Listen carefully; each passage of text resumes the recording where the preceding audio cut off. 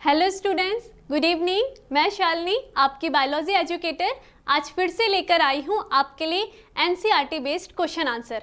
हम chapter number 2 पुष्प पादपों में लैंगिक जनन में क्वेश्चन आंसर कर रहे थे। आज इसका दूसरा पार्ट है जो कि आज की क्लास में हम डिस्कस करने जा रहे हैं। तो देखिए 9 क्वेश्चन हमने पहली वाली वीडियो में डिस्कस कर लिए हैं। जिन्होंने वीडियो नहीं देखी है वो जरूर वीडियो देखिए। आगे हम स्टार्ट करते हैं 10वें क्वेश्चन से।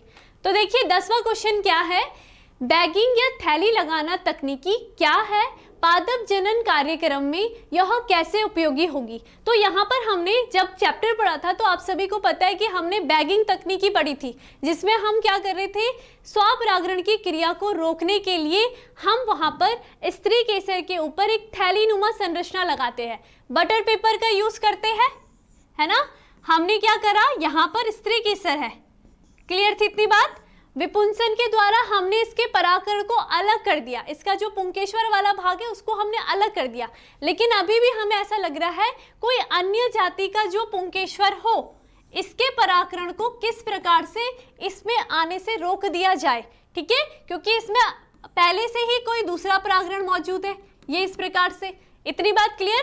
तो हमें इसको रोकने के लिए कहीं इसका परागण यहाँ पर आकर के आगे चल कर के नए पौधे का निर्माण ना करे, इसको रोकने के लिए हम क्या कर देते हैं, जब यहाँ पर परागण की क्रिया हो जाती है उसी जाति के पुष्प की, तो हम इस स्थिति में यहाँ पर स्त्री केसर को बटर पेपर के द्वारा ढक लेते हैं। यहाँ पर हम किसका यूज करते हैं, बटर पेपर का यूज करते हैं, ठीक है। तो बटर पेपर के यूज से क्या होगा, जो अन्य पादप के या अन्य नर जनन संरचना के परागकण होंगे वो स्त्री केसर तक नहीं पहुंच पाएंगे।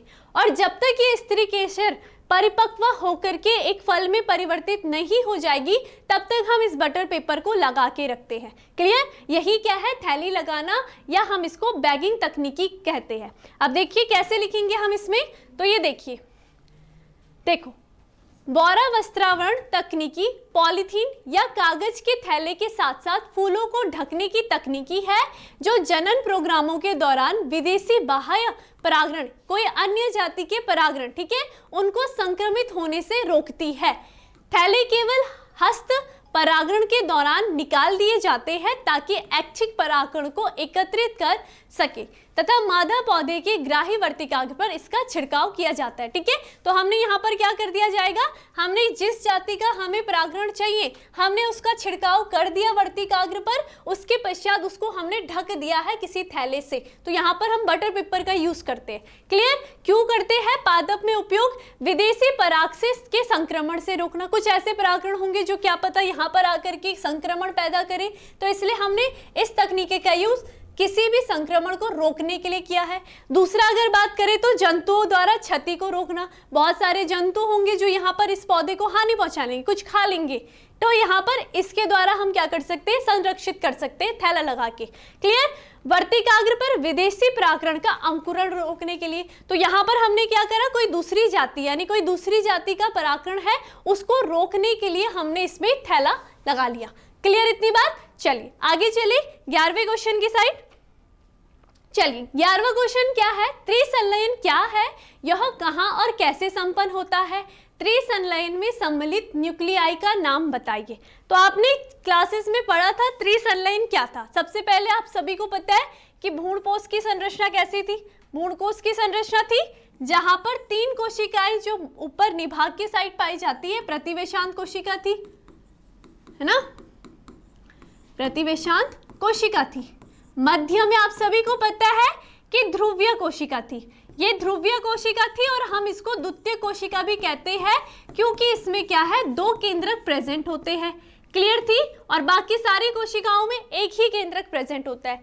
और नीचे वाले भाग में 2 सहायक कोशिका और मध्य में ये अंड कोशिका थी जो कि अगुणित संरचना है।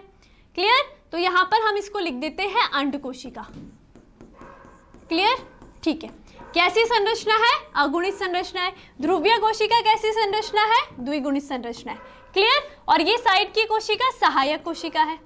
चलिए, तो ये हमारे भ्रूणकोष की संरचना हो गई, ठीक है। अब जब परागण की क्रिया हो जाती है उसके पश्चात परागण में विभाजन होगा, तो यहाँ पर कायिक कोशिका और जनन कोशिका का निर्माण होता है, जिसमें से आपने देखा कि जनन कोशिका जब नीचे आ रही होगी तो वो क्या करते हैं, दो नर युग्मक में विभाजित हो जाती है। इतनी बात सबको क्लियर थी। और वो बीजांड द्वार से होते हुए जो एक नर युग्मक होगा वो जाकर के किससे संलयित हो जाता है, अंड कोशिका से संलयित हो जाएगा। और अगर वो अंड कोशिका से संलयित हो रहा है और वो भी क्या है, नर युग्मक अगुणित है, तो अगुणित अगुणित संरचना मिल करके कौन सी संरचना बनाती है, युग्मनज, यानी कि कैसी, द्विगुणित संरचना, है ना, युग्मनज बनाएगी जो कि द्विगुणित संरचना होती है। ये बात तो समझ में आ गई। अब देखिए दूसरा नर युग्मक कहाँ जाएगा, वो यहाँ बीजांड द्वार से प्रवेश करता हुआ वो जाता है मध्य में उपस्थित कोशिका यानी कि ध्रुवीय कोशिका में। अब ये नर युग्मक भी कैसा है, अगुणित है, और ये ध्रुवीय कोशिका के साथ निषेचित होगा और उसके पश्चात ये प्राथमिक भ्रूणपोष का निर्माण कर रहा था, प्राथमिक भ्रूणपोष का निर्माण कर रहा था। क्लियर, प्राथमिक भ्रूणपोष कोशिका का निर्माण कर रहा है। अब आप सभी देखिए कि ध्रुवीय कोशिका द्विगुणित संरचना है, ये क्या हो गई, द्विगुणित संरचना, प्लस यहाँ पर अब नर युग्मक भी इसके साथ संलयित हो गया, ये बन गई अगुणित संरचना। तो द्विगुणित और एक अगुणित संरचना जब निषेचित हो गई तो उसके पश्चात क्या बनी है, त्रिगुणित संरचना बनी है। तो हम इसको ही क्या कहते हैं, त्रिसंलयन कहते हैं। क्लियर हो गई ये बातें। तो इसको क्या लिखेंगे हम, यह कायिक निषेचन का नाम है जिसमें नर युग्मक का द्वितीयक प्राथमिक भ्रूणपोष कोशिका को उत्पन्न करता है, यानी कि यहाँ पर जो नर युग्मक होगा वो जाकर के ध्रुवीय यानी कि द्वितीय कोशिका के साथ संलयित होगा और उसके पश्चात एक त्रिगुणित संरचना का निर्माण करता है जिसे हम त्रिसंलयन कहते हैं।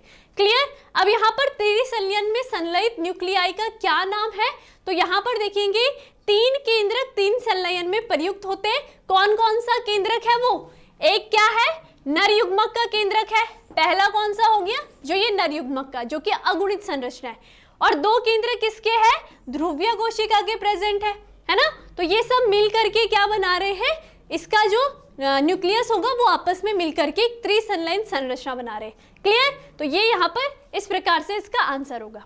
चलिए इसके अगले क्वेश्चन में चलते हैं। 12वां क्वेश्चन ये रहा, एक निषेचित बीजांड में युग्मनज प्रसुप्ति के बारे में आप क्या सोचते हैं। तो सबको पता है कि बीजांड कहाँ पर होगा, बीजांड आगे चल करके बीज का निर्माण करता है ना। तो बीजांड आपने देखा है जब आगे निषेचन की क्रिया हो जाएगी, नर युग्मक युग्मनज बना देंगे, युग्मनज से भ्रूण बन जाएगा, और यहाँ पर जो त्रिसंलयन संरचना है भ्रूणपोष, वो युग्मनज को पोषण प्रदान करता है जिससे युग्मनज भ्रूण बन जाएगा। तो उसके साथ साथ क्या क्रिया होगी निषेचन के पश्चात, बीजांड बीज में परिवर्तित होगा, अंडा से फल में परिवर्तित होता है। इतनी बात क्लियर है। तो यहाँ पर देखिए युग्मनज एक निषेचित बीजांड में कुछ समय के लिए ही प्रसुप्त रहता है। युग्मनज क्या होगा, कुछ टाइम तक ही, निषेचन जैसे ही हुआ उसके पश्चात वो कुछ टाइम तक ही वहां पर उपस्थित रहेगा, क्योंकि यहाँ पर भ्रूणपोष भी बन रहा है साथ साथ। और भ्रूणपोष कैसी संरचना है, मैंने कहा था कि पोष से आप याद रखोगे, उसमें वो एक पोषक कोशिका होती है जो कि युग्मनज के विकास के समय उसको पोषण प्रदान करेगी, तभी जो युग्मनज होगा वो आगे चलकर परिपक्व होगा, उसमें विभाजन होगा, उसके पश्चात वो भ्रूण बन जाता है। क्लियर। तो यहाँ पर यही बोल रहा है ये कि जिसमें भ्रूण कोश की कुछ मात्रा पहले से बनती है, ऐसी प्रसुप्ति प्रवस्था विकसित होने वाले भ्रूण को भ्रूणपोष सुनिश्चित करती है, क्योंकि युग्मनज भ्रूणपोष की कुछ मात्रा बनने के बाद ही विभाजित होता है। क्लियर। तो यहाँ पर इसका आंसर इस प्रकार से होगा। ठीक है। तो कुछ टाइम तक ही युग्मनज वहां रहेगा, उसके बाद वो भ्रूणपोष से पोषण प्राप्त करके भ्रूण में परिवर्तित हो जाता है। आगे चलते हैं। 13वां क्वेश्चन इस प्रकार से है, ये अंतर आपसे काफी बार पूछे जाते हैं, बोर्ड एग्जाम में भी पूछे जाएंगे अंतर, तो ये ध्यान रखना है। पहला अंतर आप बीज पत्राधार और बीज पत्रोपारिता में बताएंगे, दूसरा है प्रांकुर चोल और मूलांकुर चोल में बताएंगे, तीसरा अध्य आवरण एवं बीज चोल में, और चौथा परिभ्रूण पोष तथा फल भित्ति में क्या अंतर है। तो देखिए बीज पत्राधार और बीज पत्रोपारिता तो आपने क्लासेस में पढ़ा था, है ना, जब हमने द्विबीजपत्री भ्रूण की बात और एक बीजपत्री भ्रूण की बात करी थी। तो बीज पत्राधार कैसी संरचना थी, अगर हम देखें तो इस प्रकार से हमने बीजपत्र की संरचना बनाई थी। यहाँ पर द्विबीजपत्री की संरचना देखिए इस प्रकार, ये द्विबीजपत्री भ्रूण है। ठीक है। तो इसमें इस प्रकार से हमने कुछ संरचना देखी थी, ये है ना, ये देखी थी, ये क्या थे इसके, ये जो साइड में थे ये इसके बीज पत्र थे, सबको पता है ना। जो इसका ऊपर वाला भाग था ये इसका परांकुर चोल था, है ना, ठीक। और इसका नीचे वाला भाग था मूलांकुर। क्लियर। अब आपसे बीज पत्रोपारिता और बीज पत्राधार पूछा गया है, तो सबसे पहले आपको याद रखना है जो बीज पत्रोपारिता होता है वो बीज पत्र और परांकुर के मध्य में स्थित होता है। तो यहाँ पर कहाँ स्थित होगा ये, यानी कि वो किसकी बीज की संरचना है, बीज पत्रोपारिता, परांकुर की और बीज पत्र के बीज की संरचना, बीज पत्रोपारिता। तो एक ये वाली बात क्लियर हो गई, ठीक है। दूसरा अगर बात करेंगे बीज पत्राधार की, तो बीज पत्राधार कहाँ की संरचना है, बीज पत्राधार और मूलांकर के मध्य की संरचना को हम कहते हैं बीज पत्राधार। क्लियर। तो एक क्या हो गया, ये अंतर आ गया, ठीक। तो चलिए इसमें हम फिर एग्जाम्पल देखेंगे। तो देख ये रहा बीज पत्रोधार। तो यहाँ पर सबसे पहला क्या है, भ्रूणीय अक्ष का वह भाग जो मूलांकुर और बीज पत्र के भ्रूणीय अक्ष पर लगने के स्थान के बीच में स्थित होता है, उसे हम बीज पत्राधार कहते हैं, ठीक है। जो कि मूलांकुर वाले साइड में होगा उसको हम बीज पत्राधार कहेंगे, और जो कहाँ की साइड उपस्थित है, परांकुर की साइड उपस्थित है, उसे हम कहते हैं बीज पत्रोपारिता। क्लियर। इसकी बात करेंगे, यह भ्रूणीय अक्ष पर बीज पत्रों के लगने के स्तर से नीचे मूलांकुर तक होता है।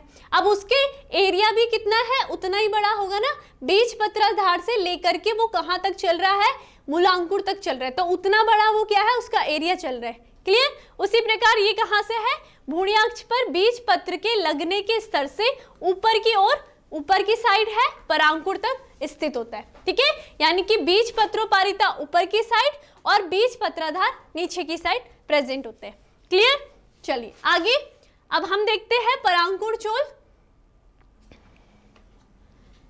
और मूलांकुर चोल में। तो परांकुर चोल भी कहाँ होगा, जो बीज पत्रोपारिता है उसके नीचे स्थित कौन है, परांकुर है, और परांकुर के ऊपर परांकुर चोल पाया जाता है, जो किसका काम करेगा, परांकुर की रक्षा करने का काम करता है, ठीक है। उसी प्रकार नीचे बीज पत्राधार है, तो उससे पहले क्या आएगा, मूलांकुर आएगा, और मूलांकुर की जो ऊपरी परत होती है उसको हम मूलांकुर चोल कहते हैं, जो कि क्या करेगा, मूलांकुर की संरचना का काम करेगा, ठीक है। तो देखो परांकुर और मूलांकुर चोल में क्या अंतर है, यह परांकुर का आवरण होता है, ठीक, जो छोटी पत्ती का बना होता है, और ये काम क्या करेगा, परांकुर की रक्षा करने का काम करेगा, क्योंकि वो उसके बाहर आवरण बना रहा है, ठीक है। और मूलांकुर क्या होगा, जो मूलांकुर का आवरण बनाएगा और वो मूलांकुर की सुरक्षा करने का काम करता है। ये वाली बात भी क्लियर। चलिए आगे अब आता है अध्यावरण और बीज चोल। अध्यावरण आपको याद आ रहा होगा जब हम बीजांड की संरचना पढ़ रहे थे, तो बीजांड की संरचना में हमने क्या देखा था, बाहर जो बीजांड था उसकी बाहरी संरचना को हमने अध्यावरण कहा था। दो अध्यावरण थे, बाह्य अध्यावरण और अंतः अध्यावरण। तो इन दोनों में हम अब देखते हैं क्या अंतर है। बीजांड का बाहरी आवरण अध्यावरण कहलाता है, क्लियर है।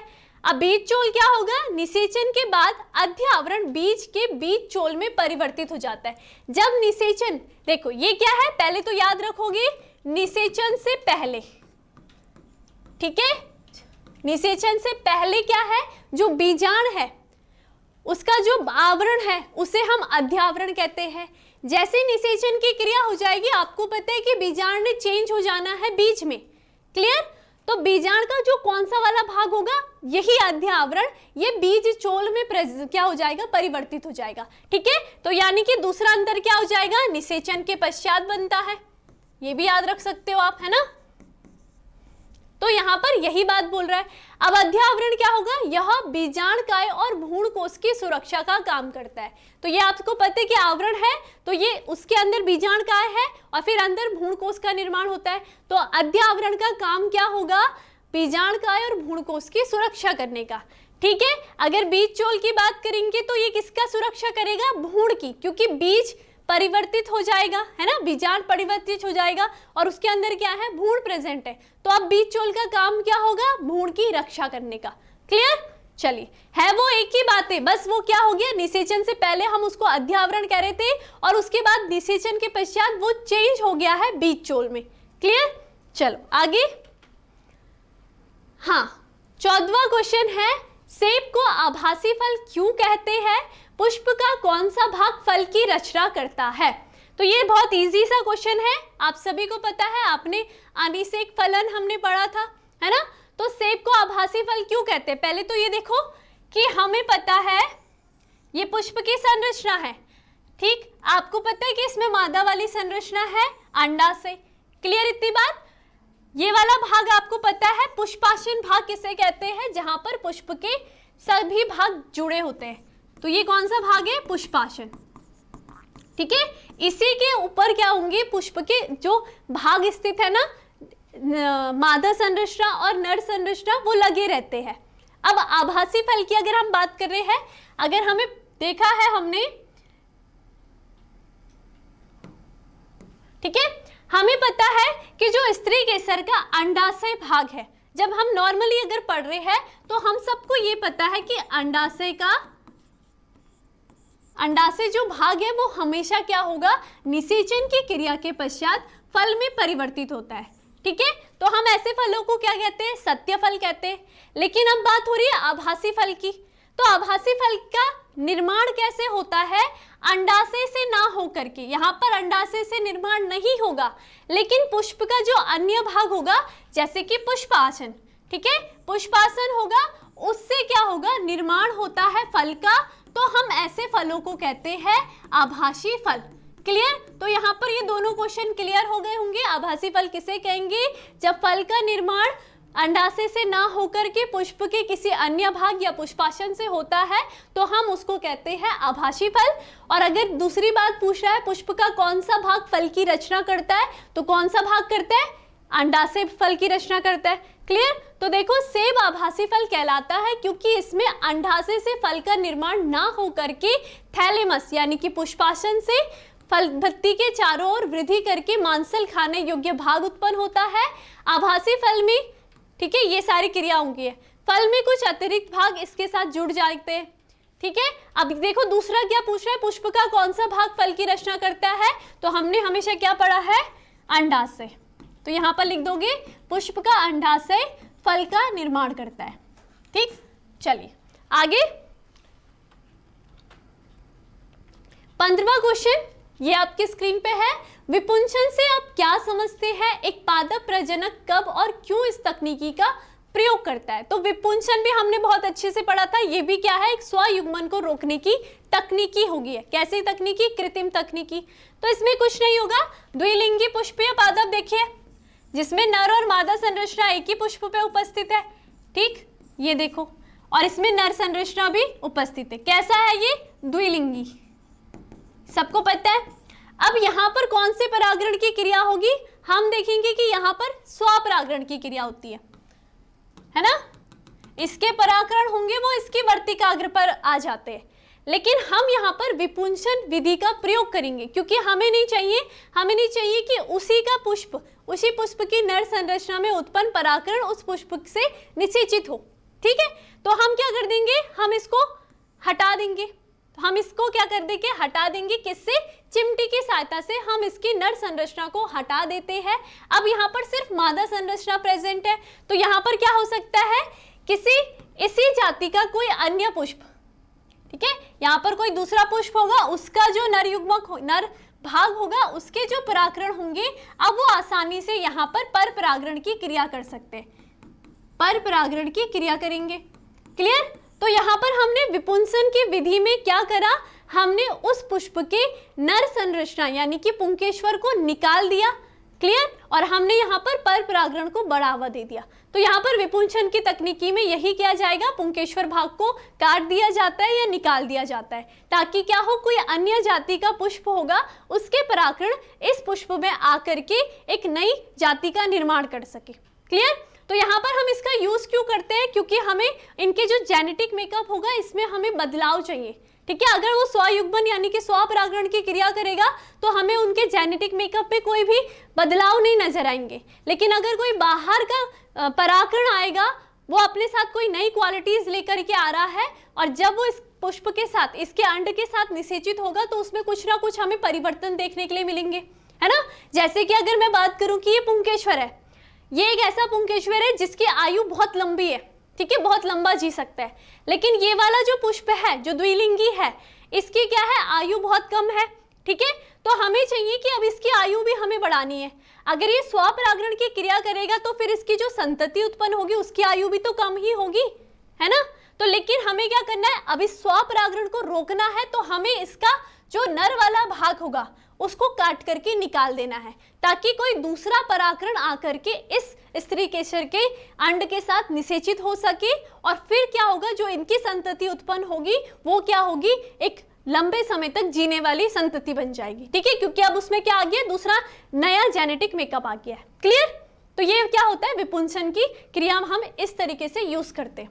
चलो आगे तो देखेंगे, विपुंसन जनन प्रोग्रामों में मादा जनक के रूप में चुने गए द्विलिंगी पुष्पों से उनकी कलिका अवस्था में परागकोश को निकालने की क्रिया है, ठीक है। तो यहाँ पर सिर्फ क्या लिख सकोगे आप, परागकोश को निकालने की क्रिया, और हम किस बेस पे निकाल रहे हैं, उस पे उपस्थित जो मादा संरचना है उसके लिए, ठीक है।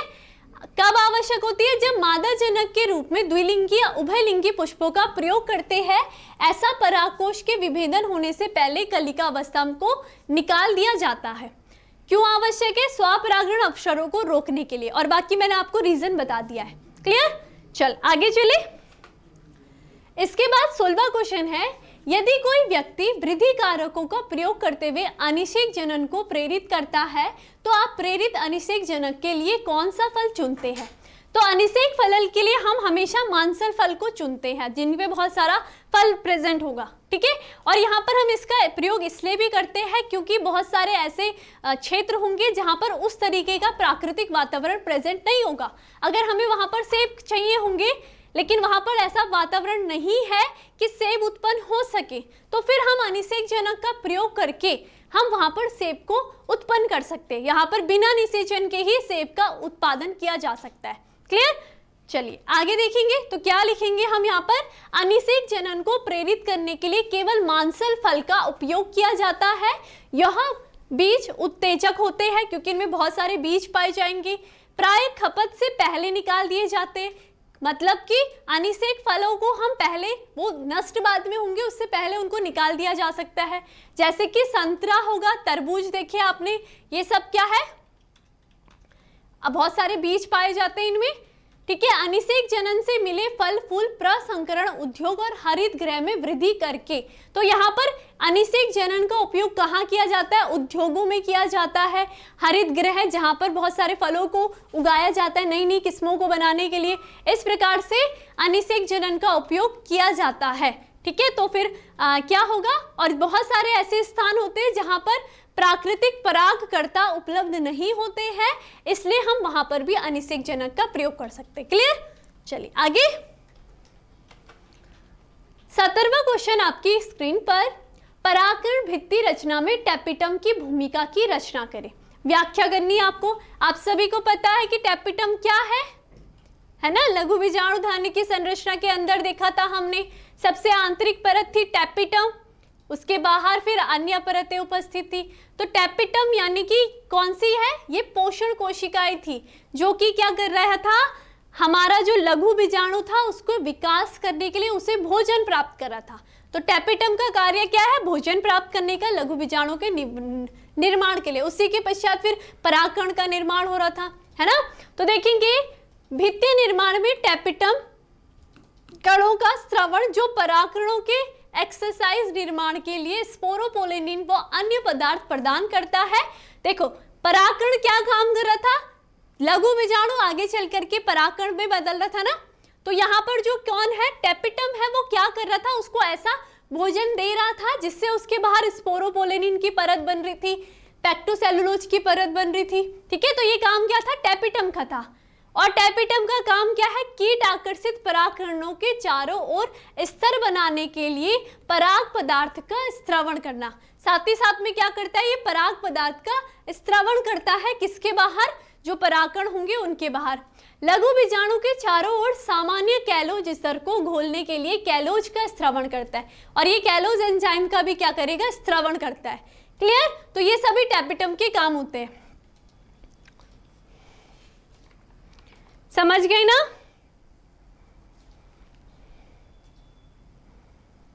ठीक है, आगे चलते हैं। अब 18 है असंजनन क्या है और इसका क्या महत्व है। तो असंजनन मैंने अभी अभी आपको अच्छे से समझा दिया है। जब निषेचन, बिना निषेचन के किसी फल का निर्माण हो रहा है तो हम उसको असंजनन कहते हैं।